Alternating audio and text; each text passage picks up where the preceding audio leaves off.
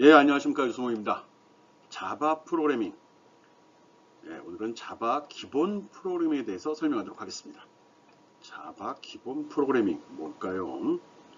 예, 오늘 하는 거는 자바의 기본 구조 설명하고 자바 언어의 기초, 변수를 어떻게 선언한다, 어떤 구조로 되어 있다, 이런 설명을 먼저 할 겁니다. 그리고 나서 연산자, 주로 산술 연산자부터 시작을 해갖고, 다양한 연산자들, 즉 계산을 하는 것들이겠죠. 예, 그거 설명을 하겠습니다. 그리고 좀 빠른 감이 없지 않아 있긴 해. 조건문, if문, 스위치문 이런 것들을 설명을 가볍게 하려고 합니다. 좀 내용이 많은 쪽에 속합니다. 그렇지만 기본적인 내용이고요. 초보자들한테는 조금 생소해 보일 수 있는데 큰 부담이 안 될 거라 생각하면서 넘어가 보겠습니다.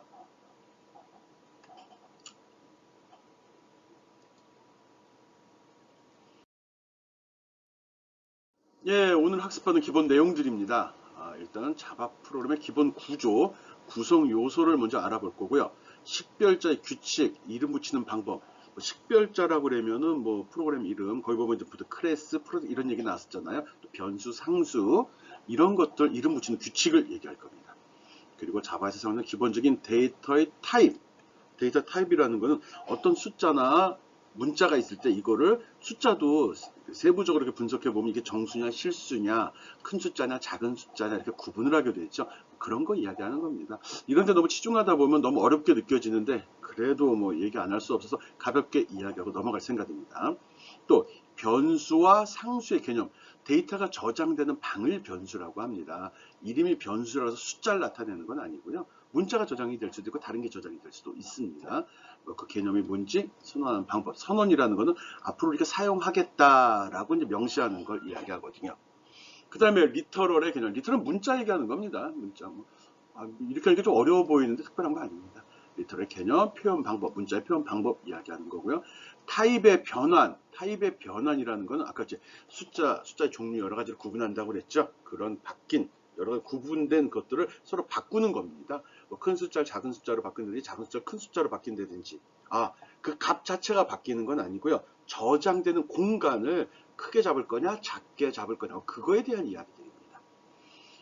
그리고 자바에서 키 입력 방법, 키라는 표현은 빼고요. 그냥 입력 방법이라고 생각하면 됩니다. 키보드로 누른 데이터를 자바 프로그램이 어떻게 입력받는지, 그걸 처리하는 게 이제 클래스라는 스캐너라는 객체를 이용하는데, 요거에 대한 사용 예 한번 들 겁니다. 이제 프로그램을 작성을 하면서 데이터를 입력받아서 이제 처리를 해야 되잖아요.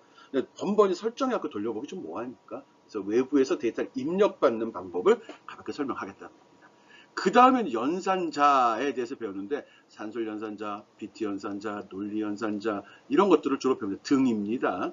이런 것들을 주로 설명할 계획입니다. 그래서 이런 게 있다 정도만 알아두면 됩니다.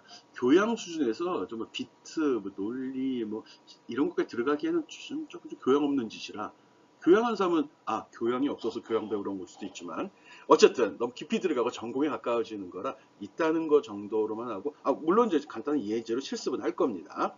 그 정도 수준에서 마칠까 합니다. 저거는 아마 이번 시간 말고는 나중에 더 쓸 일은 없을 것 같아요. 내 수업에선. 그 다음에 프로그램을 제어하기 위한 if else, 스위치문에 대해서 설명을 하겠습니다. 굉장히 중요한 명령입니다. 프로그램을 배울 때 사용되는 명령어는 크게 봐서 조건문, 반복문, 연산문, 그리고 입출력문입니다. 이게 다예요. 크게 보면 5가지 있으면 4가지를 구분할 수 있거든요. 그 중에 조건문입니다. 어떻게 보면 4분의 1 있죠. 실질적으로 연산이라는 건 다 알죠. 연산문은 더하기, 빼기, 곱하기 또는 어떤 값을 어디로 저장해라. 그것도 연산이라고 하거든요. 그걸 빼고 나면 프로그램에서 그리고 입출력 빼고 나면 실제로 프로그램이 컴퓨터를 제어하는 기능은 조건문하고 반복문 2개밖에 없습니다. 할 거냐 말 거냐 어느 걸 할 거냐 이걸 결정하는 게 조건문이고요. 반복문은 이거 몇 번 돌릴 거냐. 반복문은 도리어 좀 쉽습니다. 조건문이 키가 되는 거죠. 이 컴퓨터가 이 프로그램을 통해 가지고 사람과 같이 판단하고 계산할 수 있는 능력은 저 if라는 명령 하나 때문에 가능한 거예요. 그런 점 알고서 쓰면 되고요. 그래도 이 컴퓨터도 그렇고 프로그램 언어도 그렇고 굉장히 단순화 시켜놨기 때문에 너무 복잡하게 생각할 필요는 없습니다. 단순한 것들이 모여서 커지다 보니까 그게 복잡해 보이는 거지 하나하나는 생각보다 아주 단순합니다. 결과도 딱 2개밖에 없어요. 참이냐 거짓이냐로만 나오거든요. 쉽게 생각하기 바랍니다. 프로를 배울 때 너무 문법적인 요소를 강조하다 보면 괜히 초보자들이 겁을 내고 못 들어간다고요. 실제로 어떤 음식을 만드는데 이게 음식이 어떻게 조리되고 무슨 맛이 날 건지 이걸 중점을 두고 방법을 가르쳐야 되는데 그 요리 재료들만 연연해 갖고 이거는 뭐로 되거든 건강에 좋으니 나쁘니 이거 생산지는 어디인데 어떤 종류가 있니 없니 이런 쓸데없는 얘기 할 필요 없다는 거죠. 우리는 재료를 잘 써야 되긴 하지만 너무 재료에 치중하지 않고 대충 갖다 묶어가지고 내가 원하는 요리를 만드는데 맞추겠다는 겁니다. 아, 재료도 알고 싶다. 그럼 전공해야죠, 전공. 디테일하게 들어가고 내부적으로 하드웨어적으로 제어되는 것까지 알고 있으면 더 좋겠죠. 아, 뭐 간단 비유입니다. 또 그런 건 아니고요. 어쨌든 우리는 재료보다는 그 재료로 만드는 음식에 치우치겠다. 그걸 중점적으로 설명하겠다. 그거만 잘 기억해 주기 바랍니다. 오늘 말이 길어지는데. 네, 다음 페이지 봅시다. 예, 예, 예, 예. 자바 프로그램의 기본 구조입니다. 자바 프로그램 기본적으로 이런 모양으로 되어 있습니다. 기본 유형만 기억을 하면 필요한 것만 채워넣으면 되거든요. 이게 기본적인 구성입니다. 그런데 이 중에 이거 자동으로 이건 뭐 필요 없는 거고 이거 자동으로 나옵니다. 이거 자동으로 나옵니다. 이거 자동으로 나옵니다. 아니다. 아, 이렇게 실수를 하다니. 요거는 사용자가 하는 거네, 지워버리고. 예, 위에 자동으로 나오고요. 그 다음에 이거 자동으로 나옵니다, 이거요. 자동으로 나옵니다. 그리고 요거까지 자동으로 나옵니다. 지금 내가 동그라미 친 것들 있죠? 이거, 이거, 이거. 이게 자동으로 나와요. 그 프로그램 할 때 뭐 체크 표시 하나만 해주면 이게 자동으로 생성이 되고요. 우리는 이제 초기에는 요 내용 작성하는 것만 주로 할 겁니다. 요거는 변수를 선언한 거고요. 요거는 계산을 한 겁니다. 그리고 요건 출력을 한 것들이죠. 이거 출력문. 예, 이렇게 구성이 됩니다. 어떤 메모리 공간 데이터를 저장할 공간을 잡아주고 거기에 계산을 시킨 다음에 또 새로운 값을 저장시킨 다음에 화면에 출력하면 된다. 이게 프로그램의 기본 구조입니다. 그걸 하기 위해서 야 이게 뭐야 그러니까 기본 구분을 좀 해줬죠. 이건 프로그램이야. 이거는 여러 명이 쓸 거야. 이건 어디에 남이 한 건데 가져온 거야. 이런 거 구분하는 용어들이 이런 것들이거든요. 퍼블릭 대중적이고 클래스는 일종의 프로그램이다. 프로그램 모음이다. 이렇게 생각하면 되거든요. 그 중에 이렇게 퍼블릭인데 스태틱이네. 아 이거 정적이라는 소리네. 보이드 아무것도 없다는 소리네. 메인 이게 주가 되는 건가? 이 정도만 알아주면 됩니다. 그래서 이거는 꼭 있어야 되는 구분이거든요. 이것도 꼭 있어야 되는 구문입니다. 그래서 이건 지금 기본으로 제공을 합니다. 물론 맨바닥에 놓고서 아무것도 없는 창에 타이핑 쳐서 프로그램을 짤 수도 있습니다. 그런데 자동으로 생성된다면 굳이 그렇게 할 필요가 없는 거죠. 아니 가스레인지 있는데 왜 장작 피려고 그래요? 나무 잘 배다가 다듬어서 말려서 불 붙인 이런 일 하지 말고 가스레인지 이용하자고요. 보통 이렇게 자동으로 생성되는 걸 위자드라고 하거든요. 위자드 기능 기본적으로 사용할 겁니다. 그래서 이렇게 나온 거 기본으로 깔아 놓고 여기서 이건 늘 들어가는 거거든요. 이런 거 타이핑 칠 필요 없다는 거죠. 그래서 기본적인 구조만 알면 됩니다. 꼭 있어야 될 거 퍼블릭 클래스 이름 들어가야 되고요. 그 속에는 꼭 메인이란 이름의 이런 구문이 있어야 됩니다. 그리고 그 내용은 여기 물결가로 있죠. 여기 물결가로로 묶어주는 걸로 됩니다. 이게 자바의 기본 구조입니다.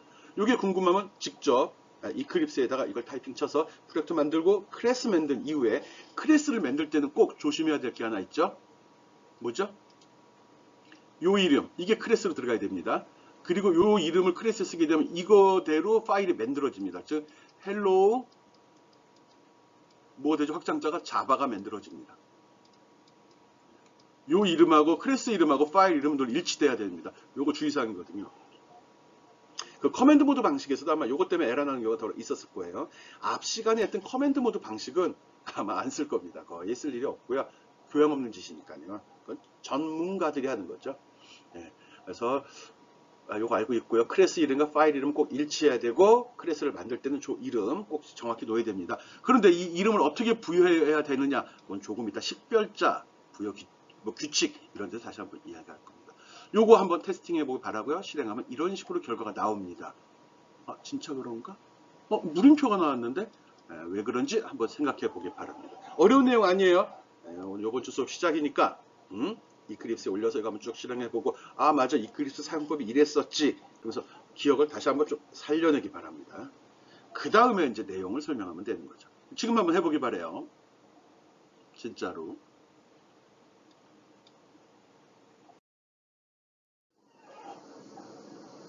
예, 앞에 있는 코드를 가볍게 다시 한번 정리해 봤습니다. 학생들은 다 정리를 해줘야지 좋아하니까요. 내가 말은 덜 하더라도 자료에는 들어있길 원하는데, 좀 시간 아까운 일이긴 해요. 예, 메뉴에 있는 요거요. 메뉴에 이게 있어요. 이 속에 이제 메인이, 얘가 이 속에 들어있습니다. 그래서 여기 public class hello라고 되어 있죠. 이걸 클래스 이름이라고 하고요. 클래스 선언이라고도 합니다. 이 클래스는 파일 이름과 동일해야 된다고 그랬죠. hello라는 이름은요.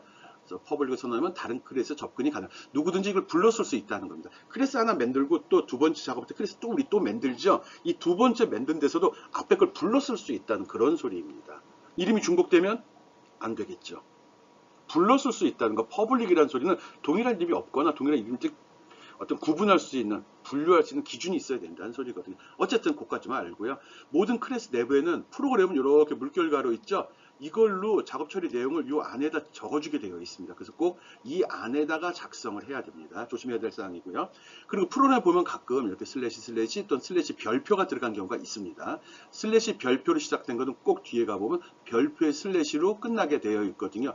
이런 걸 주석이라고 합니다. 프로그램 실행과 상관없으면서 간단한 설명을 적어 놓을 때 사용을 하죠. 대부분 프로그래머들이 귀찮았고 잘 안 하긴 하는데 이거를 잘 정리하면 나중에 그 코드를 재활용할 때 다시 볼 때 큰 도움이 됩니다. 또 이 코드를 다른 사람한테 나누어 줄 때도 큰 도움이 되거든요. 그래서 뭐 습관적으로 이 주석을, 근데 주석은 다 다는 건 아니고요. 특별한 변수를 만들었는데 이 변수가 어떤 용도로 사용이 된다 이럴 때 거기다 주석을 따서 이 변수는 무슨 값을 저장함 이렇게 적어주는 거고요. 조건문이 나올 때 뭐는 뭐보다 크다 작다 이런 걸 하잖아요. 근데 이게 무슨 기준으로 했는지 그때 조건문 뒤에다 이거는 뭐가 어떻기 때문에 이건 이렇게 비교했다 이렇게 적어주면 나중에 프로그램 볼 때 굉장히 도움이 됩니다. 물론 우리 수업 시간이 하는 건 너무나 작고 가벼운 거기 때문에 뭐 주석을 크게 요구하진 않습니다. 내가 좀 나중에 조금 복잡한 것 짜게 되면 중간에 기말고사, 기말과제 프로젝트 할 때는 중요한 부분에 주석을 적당히 집어넣어서 보는 사람이 이해하기 쉽게 해주는 게 좋습니다. 그리고 메인 메소드인데, 메소드라는 건 어떤 처리 방법을 얘기하는데, 이게 메소드라는 게 그냥 또 함수, 메소드는 또 하나의 프로그램입니다. 클래스는 딱 틀을 갖춘 형태의 프로그램을 이야기하는 거고, 좀 틀이 덜 갖춰진 상태의 프로그램을 메소드라고 이야기합니다. 그럼 시작이 되려고 그러면 뭐 변수도 있고 연산도 있고 출력도 있어야 되는데 단순히 계산만 있는데 출력만 있는데 이게 부분적으로 단위 작업인데 아까 작게 잘라진 조그만 작업인데 이게 여러 군데서 막 사용이 돼. 이럴 때 그걸 메소드란 이름으로 저장을 해 놓습니다. 여기 메소드란 말이 들어가는 건 아니고 그냥 들어갑니다. 그런데 이 메소드 중에 메인이라는 메소드가 이건 꼭 들어가야 되는 거 꼭 하나만 있어야 됩니다. 메인이라고 적혀 있죠. 자동 생성됩니다. 이거 메인은 무조건 이 프로그램 실행이 되면 이 메인이라는 메소드를 찾아서 여기서 스타트가 됩니다. 그래서 메인은 꼭 있어야 되고요. 뭐 C 프로그램 같은 거 했던 친구들은 기억할 겁니다. 프로그램이 어디에 있든 무조건 실행이 되면 메인이라는 함수를 찾아서 거기에서 진행이 되거든요. 똑같습니다. 그리고 다른 거, 나 그 메인 말고 딴 이름은 마음대로 써도 됩니다. 그리고 나 이 기능을 다르게 만들어 쓰고 싶어. 그러면 요 틀을 그대로 유지하면서 이 틀을 유지하면서 자유롭게 요 메인이란 부분만 이름을 바꿔서 적용하면 또 다른 메소드가 되는 겁니다. 클래스 메소드 이 말이 좀 익숙하지 않을 뿐이고 쉽게 생각하면 됩니다. 프로그램 함수, 클래스는 프로그램, 메소드는 함수 이렇게 생각합니다. 함수는 조그만 단위의 작업, 클래스는 프로그램은 그냥 완성된 하나의 작업, 하나의 처리 과정 이렇게 생각하면 되죠. 예. 그리고 요 속에 스트링 부등호 이거 꺾은 가로입니다. 내가 설명을 할 때 이건 괄호라고 부르고요. 이건 물결 괄호라고 부릅니다. 그리고 이렇게 하면 이거 꺾은 가로라고 이야기할 겁니다. 뭐 제 이름이 있는데 이게 직관적으로 이해하기 쉬울 것 같아서 이렇게 합니다. 요 메인이라는 메소드 속에 보면 괄호가 있고요. 보통 이 어떤 이름 뒤에 괄호가 붙으면 이거 다 메소드입니다. 뭐뭐뭐 x하고 괄호가 이렇게 나왔다. 이거 메소드예요. 이걸 함수라고 하는 거거든요. 클래스는 괄호 안 붙습니다. 괄호가 나오면 무조건 메소드. 이렇게 끝나면 쉽겠다. 여기도 괄호가 나왔네. 메소드입니다. 그럼 여기도 이렇게도 쓰네. 괄호가 나왔으니까 요거는 썸은 메소드다 이렇게 생각하면 됩니다. 오케이?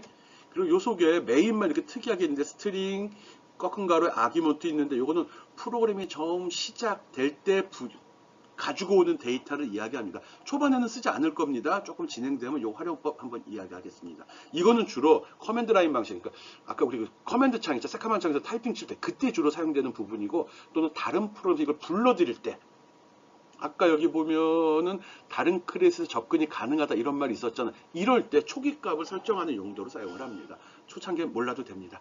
그냥 그대로 쓰면 됩니다. C에서는 보통 보이드, 암스거나 보이드라고 적었죠. 예, 신경 안 써도 됩니다. 상세한 건 또 반복해서 설명할 겁니다. 메소드는 같은데 C나 C++의 함수하고 같은 용도로 사용이 됩니다. 그것만 주의하면 되고요. 꼭 메소드는 뒤에 괄호가 있고 괄호 속에 이렇게 아기먼트가 들어갑니다. 이거 없을 수도 있습니다. 초기값을 안 갖고 시작할 때는 없습니다. 메소드 저런 걸 부를 때는 그냥 이런 식으로 씁니다. 퍼블릭 스테이트, 인트 이런 거 없이 그냥 요 이름만 사용하면 요게 불려져서 쓰는 겁니다. 아까 함수라고 그랬죠. 자주 반복된 단위 작업이라고 미리 정해 놓고 쓰는 거예요. 그래서 어떻게 설명이 좋을까? 나중에 쓰다 보면 이해합니다. 그래서 자주 쓰는데 여기도 타이핑, 저기도 타이핑하기 싫으니까 하나 정해놓고 이름을 정해서 그냥 갖다 쓰는 이름만 적으면 자동으로 불려오는 겁니다. 일종의 뭐 단축키 정도 생각하면 되겠네. 단축키는 누르면 되지만 이거는 똑같은 걸 불렀을 때 이름만 적어주면 바로 불려옵니다. 뭐 그런 내용 적어놓은 겁니다. 썸을 호출 시 변수 아예 몰라도 됩니다. 나중에 메소드 설명할 때 다시 한번 하겠습니다. 이거 자료에는 있지만 이거 설명하다가 어렵게 느껴져요. 몰라. 자바에서는 클래스 있고 그리고 메소드 있대. 메소드에 메인은 꼭 들어가야 되는데 끝. 이거면 됩니다. 클래스, 메소드의 메인. 이게 끝입니다. 이걸로 우리 한 달 갑니다. 나중에 짜는 프로그램 다 이걸로 시작합니다. 다 똑같습니다. 간단히 넘어갑시다. 코드 설명 간단히 했고요. 궁금하면 다시 한번 천천히 살펴보기 바랍니다. 깊이 들어갈 필요 없어. 깊이 생각하지 마요. 우리 단순한 사람들이잖아요. 오케이?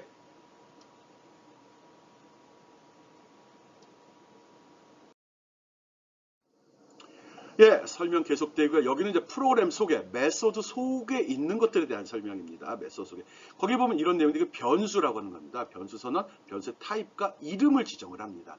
변수라는 거는 어떤 값을 저장하는 장소, 저장하는 방, 이렇게 쓰는 메모리상의 특정 영역을 이야기하는 거거든요. 이름이 변수라고 숫자는 아니라고 그랬죠. 상수라서 숫자 아니에요. 그냥 옛날에는 프롬 짤 때 다 숫자만 처리하다 보니까 저런 말이 붙은 거고요. 요즘은 숫자, 문자, 뭐 다양한 정보를 처리하기 때문에 접대 뒤에 붙은 수가 큰 의미는 없습니다. 하는 방법은 앞에 빨간색으로 체크된 게 타입입니다. 어떤 종류의 값이냐 이겁니다. 인트는 인티저의 약자고요. 차라고 하는 캐릭터는 문자의 약자입니다. 그리고 뒤에 바로 이름을 이렇게 주어줍니다. 파란색으로 표시했죠. 변수 이름. 요 이름은 꼭 저렇게 주고요. 요거 이제 부여하는 기준은 바로 이야기를 할 겁니다. 그리고 그냥 끝날 때 여기 세미콜론이라고 해요. 세미콜론이 붙어버리면 그러면 거기서 문장이 종료되는 거고요. 아니고 뒤에 는 20 하면 20이란 값을 여기다 넣어줘 그 소리입니다. 그리고 끝에 꼭 세미콜론 들어가야 됩니다. 세미콜론. 이렇게 되는 게 변수의 선언과 초기값 설정입니다. 오케이? 변수의 선언과 초기값 설정. 메소드 내에서 선된 변수를 지역 변수라고 한다. 지역 변수는 그 메소드 있죠. 함수 그 안에서만 유효한 변수입니다. 지나가면 날아갑니다. 없어져 버리는 거죠.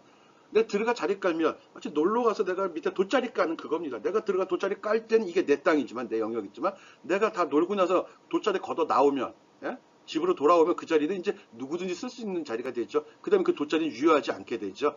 그런 거 마찬가지다. 지역에 한번 설정된 건 그 지역에서만 유효한 거고 그걸 벗어난 거기서 내가 나와버린 순간에 그 자리는 내 땅이 아닙니다. 즉 없어져 버린다는 겁니다. 단순 그렇게 비유했어요. 이해하기 쉬우라고. 지역 변수 굳이 몰라도 돼요. 이거 구분하는 프로그램은 한 달 반, 두 달쯤 있어야 합니다. 문장 끝엔 꼭 세미콜론이 있어야 되고 이거는 문장의 끝을 의미합니다. 이런 식으로 하고 꼭 붙어야 됩니다. 이 두 문장을 끌어다 여기다 붙여서 써도 상관없습니다. 한 줄로 하는데 중간에 세미콜론 또 하고 세미콜론 한 줄로 이렇게 붙여서도 됩니다. 그래도 프로그램은 쫙쫙 잘라서 이것까지 나누어서 생각합니다. 그렇지만 사람이 보기 좋게 하려고 밑으로 쭉 늘어뜨려 놓은 거죠. 오케이? 여러분들 두고 보세요. 그리고 화면 출력하는 명령입니다. 이건 이미 해봤죠? system.out.println. 근데 이게 쉽게 단축키로 나오는 명령이 뭐였죠?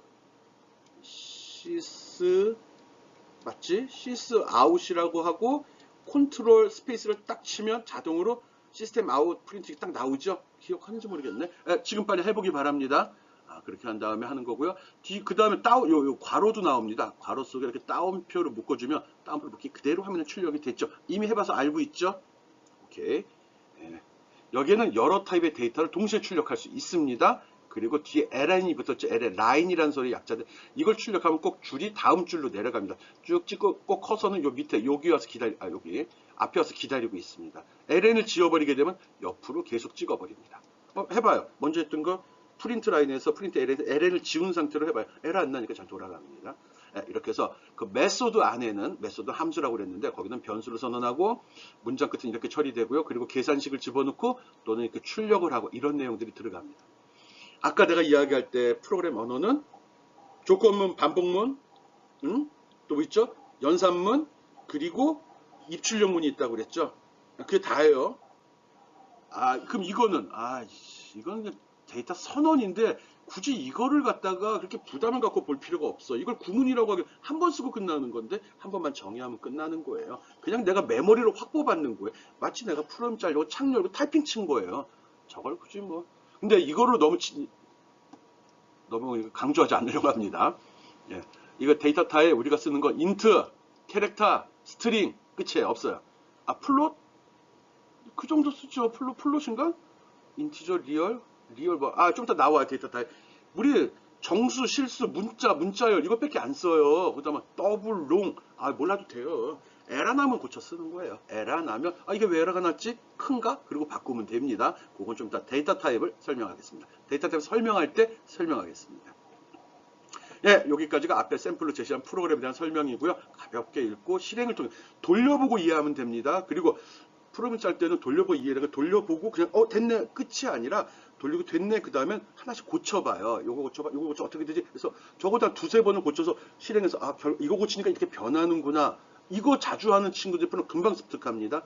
번거로워 보이는데 아니에요. 금방 돼요. 이미 돌렸던 창에서 요거 지우고 돌려봐. 요거 바꾸고 돌려봐. 이런 연습하라고요. 처음에 만들 때 타이핑 치고는 뭐 5분 10분 걸리겠지만 요거 바꾸는 거 1, 2분도 안 걸려요. 그거를 꼭 한 프로그램에서 두세 번씩 해주게 되면 본인 프로그램 실력이 확 늘어납니다. 즉 구문의 표현 방법, 구문의 특징을 금방 이해할 수 있거든요. 그렇게 하는 학생이라고 믿습니다. 알죠? 합시다.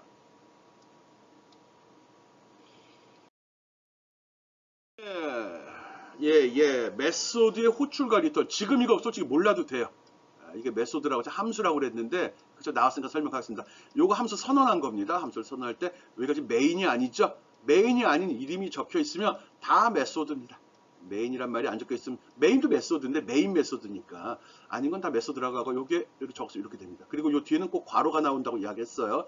요 속에 글씨는 있을 수도 없고 없을 수도 있습니다. 데이터 타입 선언한 거네. 인트는 아까 정수라고 자세히 모르지만 그랬던 것 같고. 그리고 또 다른 거 할 때는 여기는 세미콜론이 아니라 콜론인데 콤마인데 이 메소드 안에 괄호 속에는 이렇게 콤마로 분류해 줍니다. 이건 꼭 이렇게 데이터 타입도 번번이 다 써줘야 됩니다. 약속이에요. 누가 정했냐고요? 프로그램 언어 개발한 사람이 정한 거야. 들어오면 먼저 태어나서 프로그램 언어를 만들면 됩니다. 오케이?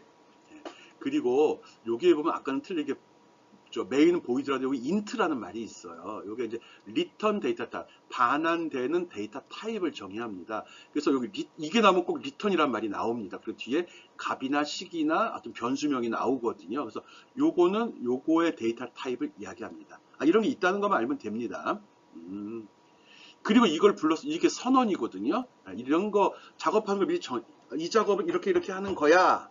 라고 정의한 거거든요. 그리고 이 작업을 할 때는 이런 걸 가지고 가 이 소리입니다. 그리고 이 작업이 끝나면 너 그걸 끝났으면 나한테 돌려줘야 될 게 있어. 보고해야 될 게 있어. 요거 나한테 알려줘. 그럴 때 return이라는 명령을 쓰는 겁니다. 오케이? 이걸 불렀을 때 시킬 때는 이렇게 sum 이렇게 주면 됩니다. sum i, 10. 왜 이게 두 개지? i하고 10. 여기 n하고 m이라고 있죠. 이게 두 개면 여기도 두 개의 데이터를 선언해 줘야 됩니다. 식도 좋고 값도 좋고 변수도 좋습니다. 이렇게 주는 겁니다. 이런 식으로 해서 이렇게 선언된 걸 이렇게 불렀습니다. 요거만 알고 있으면 됩니다. 좀 이따 또 쓸 겁니다. 뭔지 보자. 메소드 이런 말이 낯설을 땐 자꾸 말을 해요. 메소드 제 메소드가 좀 이상해. 제 메소드 이런 얘기 하죠. 메소드 연기하나 이런 얘기 하잖아. 정해진 틀에 맞춰 연기한다. 메소드 연기라고 하는 거예요. 오케이? 실생활에 많이 쓰고 있습니다. 클래스가 달라. 클래스 뭐죠? 우리가 수준 이렇게 보는데 반이라고 볼 수 있죠. 학급. 학급이 더 익숙할 수도 있겠다. 아직 중고등학교 졸업한 지 많이 됐으니까. 그렇게 봐도 되죠. 한 묶음이라고 생각하면 됩니다. 어떤 프로그램 명령들의 묶음, 프로그램이라고 해도 돼요. 그게 클래스. 그 속에 세부적으로 누구는 청소자라고, 누구는 식판 잘 날르고 하면은 걔는 쟤는 제 메소드는 식판 정리야. 제 메소드는 칠판 지우는 거야. 이런 식으로 정의할 때 그걸 메소드라고 그래요. 부분적으로 수행되는 작업들. 오케이. 뭐, 나름대로 그렇게 이해해달라는 의미로 예를 들었습니다. 좀 과한 것 같긴 하네요.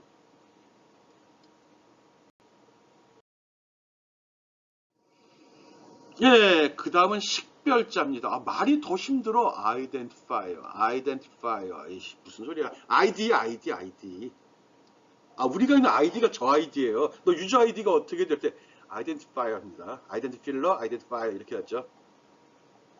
필러파이어. 오케이. 식별자라고 굳이 해석을 해요. 몰라도 식별자 그지 같은. 그냥 이름. 오케이?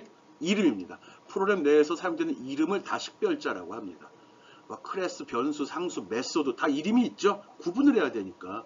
변수, 상수는 값이 저장되는 장소인데 그거 어떻게 할 거예요? 1번지, 2번지 할 거예요? 외우기 나쁘잖아요. 그러다 보니까 이거는 A, 저건 B, 뭐 이건 U, 이건 봉, 이건 수 이런 이름을 지어주겠다는 거죠. 그런 걸 식별자라고 합니다.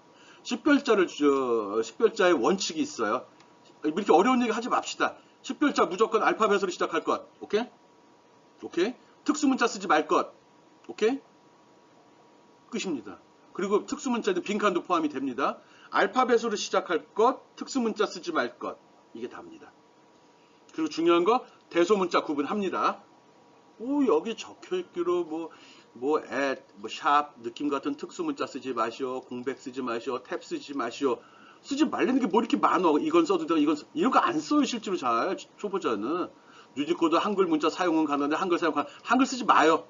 세계화 시대에 무슨 프로그램 한글로 짜요. 프로그램 언어는 영어 아니에요. 문자일 뿐이에요. 억지로 한글 집어넣으려고 하지 맙시다. 한글도 돼요. 변수명으로. 그렇지만 쓰지 맙시다.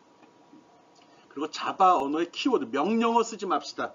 아까 public, void, int 이런 게 다 키워드거든요. 명령어는 변수로 쓰지 이름으로 사용자 이름으로 쓰지 말라는 겁니다. 됐죠? 첫 글자, 숫자 불가 이런 거 다 필요 없어. 그지 같은 소리 하고 있어. 알파벳으로 시작합시다. 오케이? 특수문자 쓰지 맙시다. 이게 기준입니다. 그리고 대소문자 구분되니까 조심하면 됩니다.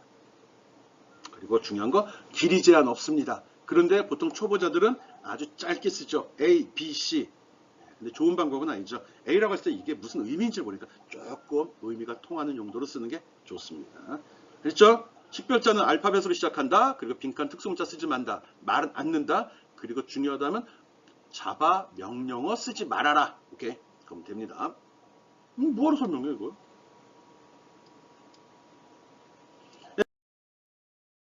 식별자 사용한 예 나왔죠? 이건 가능한 예. 잘한 거죠. 이건 잘못된 예입니다. 볼까요? 문자로 시작하랬죠? 숫자 써서 틀렸어. if 명령어에 쓰지 말는데 썼어요. false 명령어예요. 널도 명령어예요. 퍼센트 특수문자. 구분되잖아요. 얘들 알파벳으로 시작해라. 오케이. 특별한 거 안 붙었죠? 특수문자 오케이.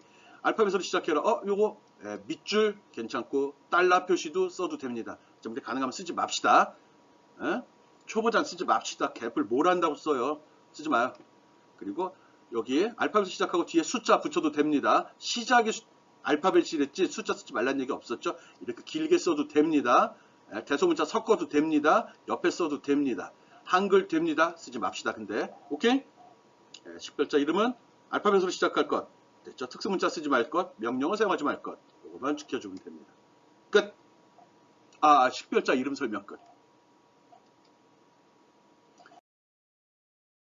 자바 키워드에는 이런 것들이 있습니다. 이런 거 쓰지 말라는 겁니다. 이런 거. 이 중에서 우리가 뭘 배울까? 이거 배웁니다. 중요한 명령어. 이거 배웁니다. 중요한 명령어. 중요한 명령. 이거 배웁니다. 이것도 배우는데 중요하진 않고요. 이거 배우고 이것도 써요. 쓰기는. 이것도 쓰고. 그리고 이건 그냥 늘 쓰는 말이죠. 뭐 프라이빗. 그리고 자주 쓰는 거. 이거 쓰고 이거 많이 쓰고요. 이것도 많이 쓰고요. 이것도 쓰고요. 이것도 많이 쓰고요.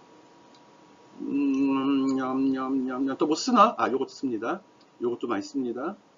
또 뭐 쓰나? 이거 가끔 씁니다. 가끔 씁니다. 가끔 씁니다. 또 뭐 있나? 요것도 좀 씁니다. 요거 예외 처리할 때 쓰는데 예외 처리용이거든요. 지금 몰라도 되고요. 후반부에 할지 안 할지도 모르겠어요. 이것도 가끔 씁니다. 거의 다 쓰긴 쓰네. 이것도 가끔 씁니다. 이것도 가끔 쓰는데 이것들도. 이거 가능하면 안 씁니다. 가능하면 안 쓰고, 가능하면 안 쓰고요. 이것도, 가능하면 이것들은 안 쓸까 생각 중입니다. 이거 가끔 씁니다. 안 쓰려고 그러고, 안 쓰려고 그러고, 안 쓰려고 그러고, 가끔 씁니다. 가끔 쓰고, 아주 가끔 쓰고, 안 쓰려고 그러고요. 이 정도입니다. 동그라미 친 것들만 주로 할까. 우리 아마 동그라미 친 거, 요게 중요한 명령들이거든요. 요거. 여기 스위치 케이스, if, for. 이게 제일 중요한 명령입니다. 스위치 안 써도 됩니다. if, for 이 두 가지만 있으면 모든 제어하고 반복은 다 됩니다. 오케이? 나머지는 데이터 타입 정의하는 것들이 대부분 요 정도 합니다. 오케이? 우리 이거 배우는 겁니다. 이거는 레고 블록의 블록 한 개 한 개를 얘기하는 거죠. 이걸 어떻게 짜맞추는지가 프로그래밍이고요. 우리가 레고 블록에는 모양 미리 다 공부할 필요 없어요. 레고 블록 그 통 속에 많은 블록이 있지만 그중에 몇 개나 쓰는 종류 몇 개 안 되죠. 물론 신기해서 보긴 하겠죠. 그렇게 구분을 해줘야 됩니다. 큰 카드를 쓸모없는 거 좀 빼내자는 거예요. 데이터 타입 다 몰라도 돼요. 명령어 쓰는 거 이 중에 지금 봤죠? 동그라미 친 거 한 3분의 4분의 1 뺏게 되죠. 그거만 우린 공부하면 됩니다. 오케이? 알았죠? 너무 날림으로 가나? 예, 좋은 이름 붙이는 관습, 습관인데 이렇게 해줬으면 좋겠다는 소리입니다. 왜? 가독성이 높고 나중에 관리하기 쉽다. 이걸 헝거리한 이름 붙이기라고 한다. 이렇게 하는데 마음대로 붙여도 됩니다. 그렇지만 이제 남들을 위해서 하는 건데 뭐 기준만 몇 개 요점만 할게요. 일단 변수다 메소드 이름 줄 때는 첫 번째 문자는 대문자로 쓰고요. 모든 단어의 첫 글자는 다 대문자로 씁시다. 이렇게 하면 되죠? 제일 편하죠? 요거만 지킵시다. 상수 거의 안 써요. 상수 다 대문자로 씁시다. 오케이? 이거면 된 거예요. 이름 쓸 때 첫 글자는 대문자, 나머지 다 소문자 쓰라고. 단어 단위로 띄어쓰기를 하면 안 되거든요. 띄어쓴 순간에 변수는 각각의 독립된 변수 다른 게 돼버려요. 그래서 변수 이름을 줄 때는 다 붙여 써야 되거든요.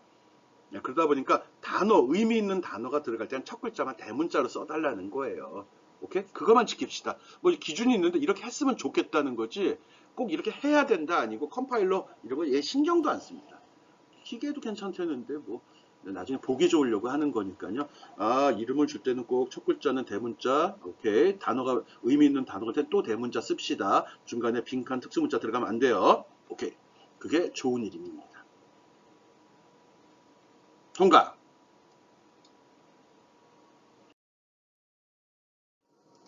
예, 다음은 자바의 데이터 타입 한번 살펴보겠습니다. 다 알 필요는 없는데 데이터 타입.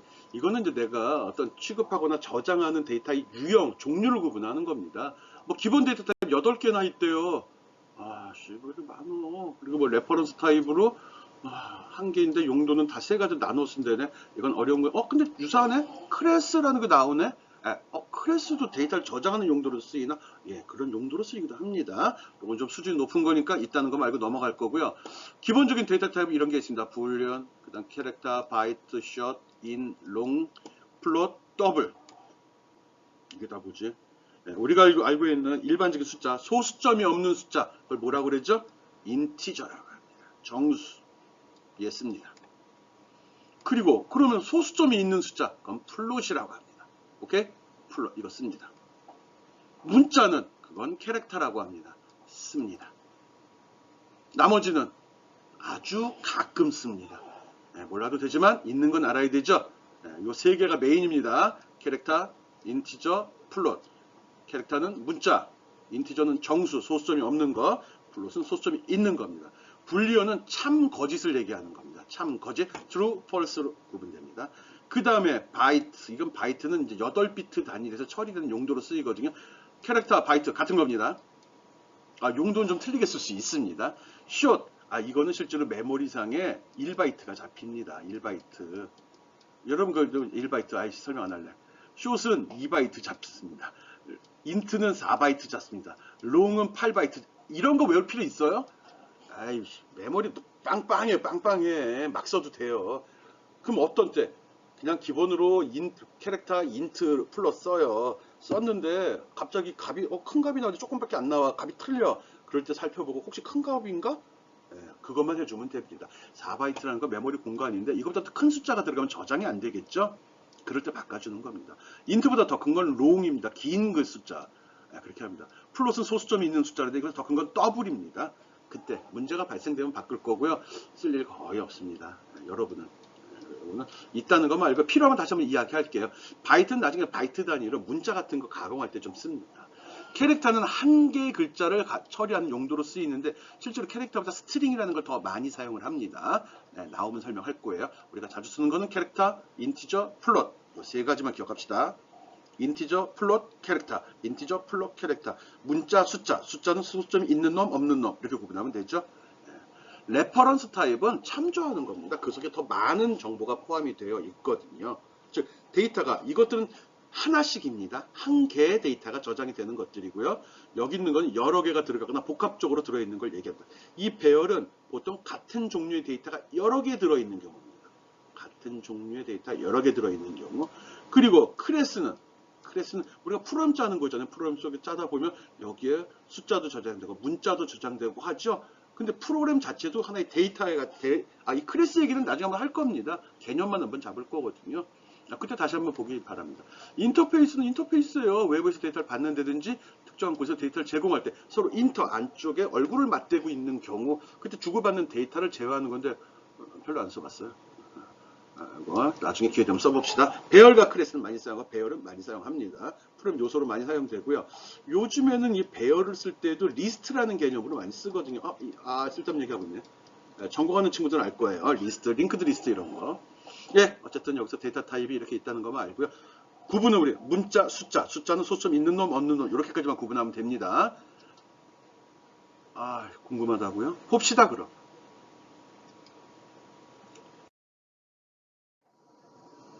그러니까 이런 거 설명하면 머리 아파지고 귀찮아지는 거거든요. 있다는 것만 알면 됩니다. 아까도 얘기했죠. 문자, 숫자가 있습니다. 숫자는 크게 봐서 소수점이 없는 놈, 소수점이 있는 놈으로 구분이 됩니다. 요거는 내부 메모리가 이렇게 잡히고요. 그 속에 저장되는 값들을 얘기하는 겁니다. 얘는 2바이트 유니코드 저장용으로 사용해. 이건 1바이트인데 마이너스 128에서 플러스 127까지 저장이 돼. 이건 2바이트인데 마이너스 32,768에서 플러스 32,767까지 저장이 돼. 왜 이리 차이가 나지? 이거는 부호가 들어갈 때 0의 값은 제일 큰 값으로 쳐. 이런 식으로 부호 때문에 그러는 겁니다. 인트는 보통 4바이트가 잡히다 보니까 마이너스 2의 31승부터 그냥 2의 31승 빼기 1까지는 이 빼기 1이 0입니다. 0. 그렇게 되냐. 롱이면 더블이 길다면 인트의 2배입니다. 2배. 그럼 그 값도 2배로 많이 들어갔죠. 2의 63승이면 얼마죠? 큰 수죠, 그냥. 택집을, 이걸 굳이 2의 63승이니까는 쓸데없이 32,760 이런 식으로 바꿀 필요 없죠. 오케이? 플롯은 소수점이 있는 숫자예요. 그래서 내부적으로 보면 여기 유효 숫자부, 그다음 가수, 지수 이렇게 나누어지는데, 몰라도 돼요. 이렇게 표시될 때 이거 뭐라고 읽어요, 여러분? 이거. 여기 마이너스 3.4에 2에 38이라고 적혀 있어. 이게 무슨 뜻이죠? 마이너스 3.4 곱하기 10에 38승이라는 소리잖아요.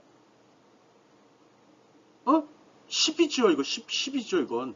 이진수는 이렇게 표시되죠, 이렇게. 10이에요. 어마어마하게 큰 숫자잖아요. 맞을걸요? 네. 맞을 거예요. 3.4 곱하기 0이 38개 붙었다고. 이렇게 큰 숫자를 내가 뭐하러 기억을 해요? 쓸 일도 없는데.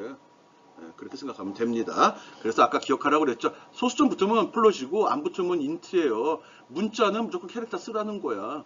그리고 혹시라도 논리값은 나중에 또 쓰는데 여기에 저장을 불리라고 선언이 되면 논리값은 참 거짓 2개밖에 없어요. 오케이. 이건 몰라도 나중에 나올 겁니다. 이 세 가지만 잘 구분해 주기 바랍니다. 또 이런 몰라도 돼요. 이 CPU 특성에 따라 변하지 않는다는 거는 왜? 버추얼 머신을 쓰잖아. CPU가 뭘 썼든 중간에 자바 버추얼 머신 JVM이 껴가지고 다 가이드 해주고 통역스타가 있거든요. 얘가 바꿔준다고. 몰라도 돼요.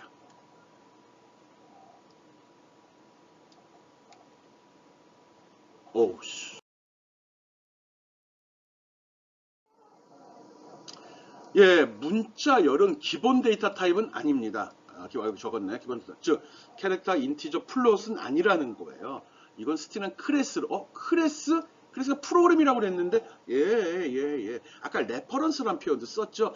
스트링이라는 문자를 모아서 조작하는 그런 프로그램 하나 짰어요. 여기다 집어넣으면 얘가 처리를 하거든요. 근데 그걸 맞지 않는 데이터 타입 같이 쓸 수도 있어요. 그런 걸 레퍼런스라고 하는 겁니다. 그렇대요. 그래서 여기에는 스트링이라는 건 문자들의 모임, 그래서 문자열이란 말을 씁니다. 배열, 열거하다 이런 소리예요. 그래서 여러 개의 문자가 들어있는 경우를 보통 이야기합니다. 그래서 스트링 캐릭터가 나오면 캐릭터는 한 문자를 나타내는 걸 이야기하는 거고 이렇게. 그리고 요거는 헛다운표로 보통 표시를 합니다. 스트링은 한 개 이상, 한 개도 써도 돼요, 스트링에. 하지만 여러 개일 때 쓰는 거죠. 안 보이네. 쌍따옴표로 묶어줍니다. 여기 있죠? 이렇게. 이런 식으로 해달라는 거야. 이런 식으로. 이거 다 스트링이라는 소리예요. 그럼 다 스트링 쓰지. 캐릭터는 하나만 해야 돼. 스트링은 하나 이상, 하나도 되고, 두 개도 되고, 100개도 된다 하면 스트링이 편하죠? 그런 거 배우는 거예요. 우리가 재료까지 다 할 필요 없다고 그랬잖아요. 그럼 다 스트링 합시다. 오케이?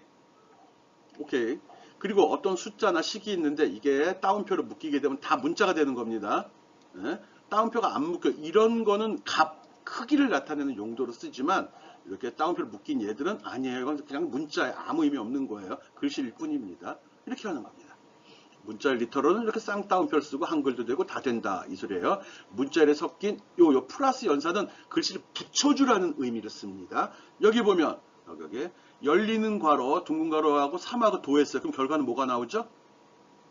어떻게 도해요 이걸? 이렇게 나오죠. 이렇게 붙여 쓴다는 거예요. 또 더하기 쉼표 나왔네. 이렇게 붙인다고요. 이렇게 미안해. 이렇게 한다고요.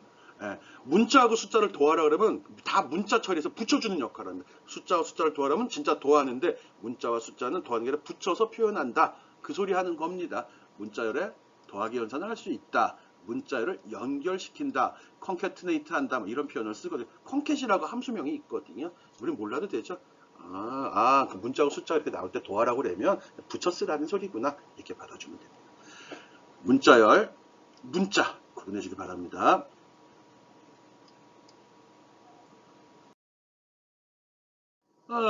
변수의 선언. 변수입니다. 변수. 이거는 프로그램 실행 중에 값을 임시로 저장하는 공간을 이야기합니다. 이 임시로 저장하는 공간 여기가 어디에 저장된다는 거죠? 하드디스크? 램? 그렇죠. 램이 될 겁니다. 램 또는 CPU 내에 있는 캐시 메모리가 될 수도 있죠. 어쨌든 특정한 값이 저장되는 임시 저장소. 임시 저장소라는 표현을 왜 쓰죠? 프로그램이 종료되면 없어지는 거예요. 프로그램이 종료되면 없어진다고요? 그런 걸 변수라. 그래서 변수죠. 또 변수는 프로그램 실행 중에 값을 바꿀 수도 있고 바꿀 수 있어요. 바꿀 수도 있고는 뭐 바꾸는 거예요. 만들 수도 있고 바꿀 수도 있는 걸 변수라. 그래서 변수입니다. 그리고 아까 얘기한 데이터 타입은 그 이름, 이 변수는 이렇게 변수한 명령이 있는 게 아니에요. 이렇게 데이터 타입을 적고 그 뒤에 적히는 식별자래. 이 식별자 이름이 어떤 값을 저장하는 용도로 쓰이면 그걸 변수라고 해요. 이 변수 값을 저장하는데 그 저장되는 값은 int 즉 정수라는 소리예요. 이렇게 쓴다는 거죠. 앞에 어떤 종류다 어디에 저장해라 이거예요. 우리는 이렇게 이름을 줬지만 실제로 프로그램 내에서는 이렇게 메모리상에 특정 위치를 지정을 합니다. 몰라도 돼요. 여기 설명도 해놨네. 몰라도 돼요. 그리고 int로 선언이 됐을 경우 프라이스가 int로 선언이 됐죠. 이런 경우 이게 int기 때문에 여기에는 꼭 이렇게 정수 소수점이 없는 숫자만 저장이 가능합니다. 소수점이 있는 숫자를 저장하려면 에러가 나거나 이 값이 이렇게 잘라져 버립니다. 문제가 발생된다는 거죠. 저장이 안 된다고 저장되지 마. 변해서 그러지. 그러니까 변수지. 그렇게 생각해도 됩니다. 어쨌든 값이 변한다는 건 좋은 일은 아니거든요. 내가 시키는 대로 일하는 놈이 착한 놈이지 지멋대로 판단하고 바꿔버리면 나쁜 놈이거든요. 그런 게 발생될 수 있다는 거 알고요. 변수 선언은 데이터 타입 이름. 이 이름이 식별자고 이게 변수라고 그랬어. 뒤에 요 이름. 오케이? 계속 나옵니다. 이미 써봤고요.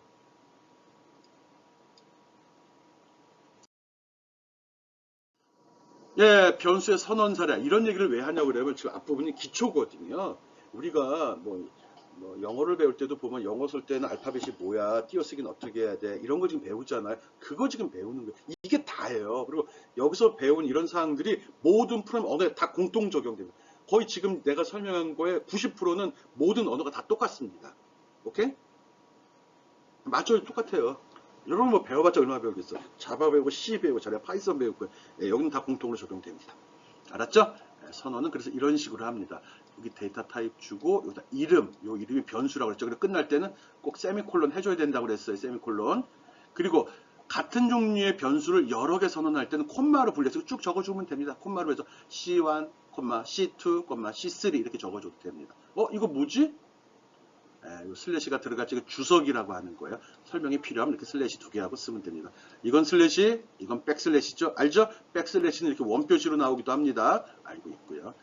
변수의 선언과 초기와 처음에 값을 준다는 거거든요. 이것도 연산이라고 하는데 이렇게 변수를 처음 설정할 때 는 하고서 뒤에다 직접 값을 줄 수도 있습니다. 이렇게 하는 걸 초기 값을 준다, 초기화 시킨다라고 얘기합니다. 이거는 프로그램 시작될 때 한 번만 수행이 되죠. 오케이?